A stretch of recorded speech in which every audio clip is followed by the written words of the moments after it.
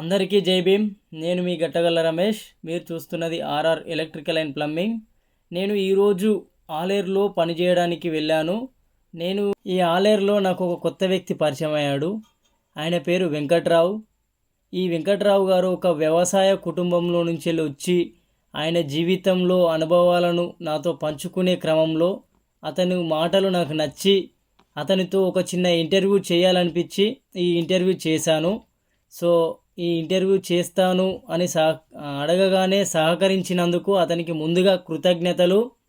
Friends, ఈ ఛానల్ను ఇప్పుడే చూస్తున్నట్టయితే ముందుగా సబ్స్క్రైబ్ చేసుకోండి. అదేవిధంగా పక్కనే ఉన్న బెల్ బటన్ ట్యాప్ చేసి ఆల్ అనే నోటిఫికేషన్ ఎంచుకోండి. ఈ వీడియో కనుక నచ్చితే లైక్ చేయండి, మీ ఫ్రెండ్స్ అండ్ ఫ్యామిలీ మెంబర్స్కి షేర్ చేయండి. Thank you friends. వెంకట్రావు ఎక్కడ మీది? ఆలేరు. ఏం చేస్తుంటారు? వ్యవసాయం ఎంత ఉంది? 1 ఎకరం భూమి ఉంది. 4 గేదెలు ఉన్నాయి. అసలుకే పత్తి పెడతాం. ఓకే.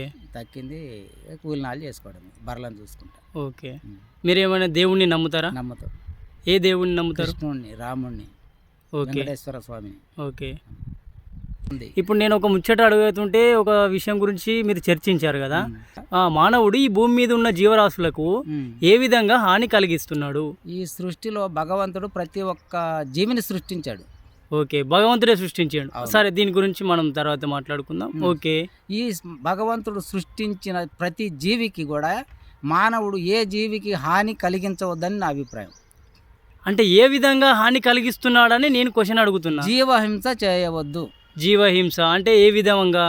ఇప్పుడు ఈ పశువులని వధించడం కానీ, ఓకే, గోమాతలను వధించడం కానీ, ఓకే, గొర్రెలను కానీ, తోటి కోళ్లను కానీ, దానికి అది జీవే కదా. అవును. ఓకే. ఈ సృష్టిలో జీవించే జీవే కదా అది కూడా. అవును. కానీ దానికి కూడా హాని కలిగించవద్దు కదా. ఓకే. మానవుడు బుద్ధివంతుడు కదా. ఓకే. జ్ఞానవంతుడు కదా. మరి ఈ జ్ఞానం ఉన్న మనిషి ఈ విధంగా ప్రవర్తించినప్పుడు ఆ మూగజీవులు ఎవరితో? మీరు అంటున్నారు కదా, మీరు అంటున్న దేవుడు ఉన్నాడు కదా. అవును. ఆ దేవుడు ఈ జీవహింస చేసే విధంగానే మన మనిషిని సృష్టించిండేమో అని నేను అంటా. మరి అప్పుడేమంటారు? దాన్ని నమ్మను అంటున్నాను. అది మనం కల్పించుకున్నదే కదా, దేవుడు మనకు చెప్పలేదు కదా. అయితే బ్రహ్మంగా దీని గురించి ఒక సూత్రం చెప్పాడు. ఆ సూత్రాన్ని చెప్తా వినండి, నాకు తెలిసిన వరకు. ఓకే.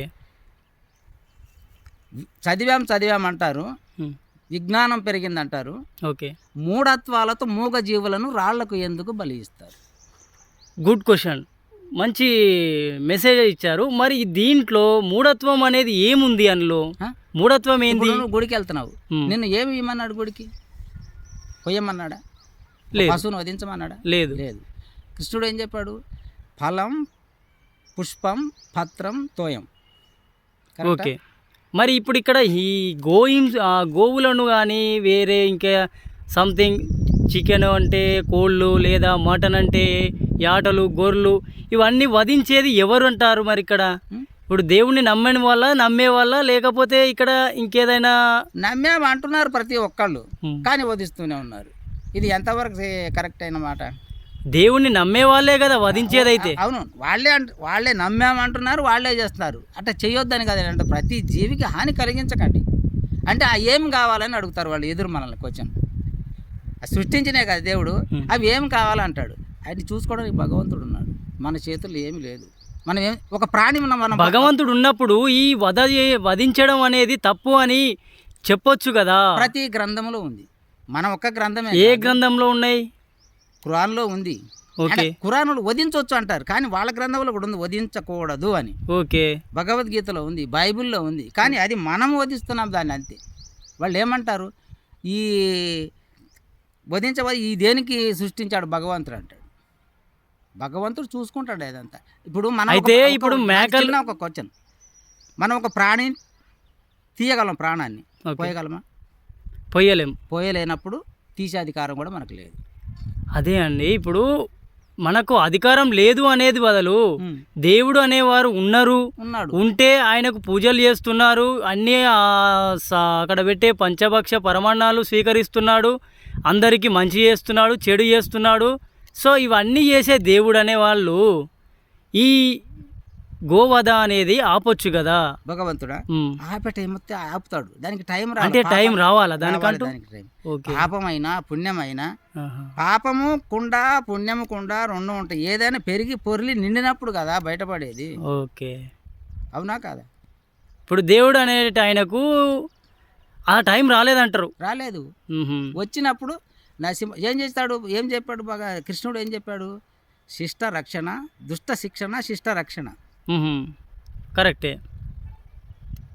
అంటే దాని అర్థం ధర్మము ఏ కాలమున అనగారును అధర్మము వృత్తినందును ఉమ్. ఆయా సమయముల యందు ఉమ్. ప్రతి యుగమున నేను అవతారమును దాల్చుతున్నాను. ఈ యుగంలో ప్రతి యుగమున ఆయన అవతారం దాల్చినప్పుడు ఈ కలియుగంలో ఏ అవతారంలో ఉన్నాడో ఒకసారి నాకు చెప్పండి. టైం కొద్దిగా. రావాలి కదా దేనికైనా. ఇప్పుడు నేను ఇంతసేపు మాట్లాడలేదు, మీరు నాకు కనబడలేదు, అవును. మీరు ఇప్పుడు నాకు కనిపించారు. ఉమ్. నేను మీతో ఏదో ఒకటి చిన్న టాపిక్ వచ్చింది, మీరు చెప్పింది నేను నిన్న నా చెవులు పడింది, నేను మాట్లాడదలుచుకుంది మాట్లాడుకుంటున్నాను. ఓకే. మరి అంతకుముందు మీరు కనపడలేదు, నేను మాట్లాడలేదు కదా, దానికి ఒక టైం ఉంటుంది.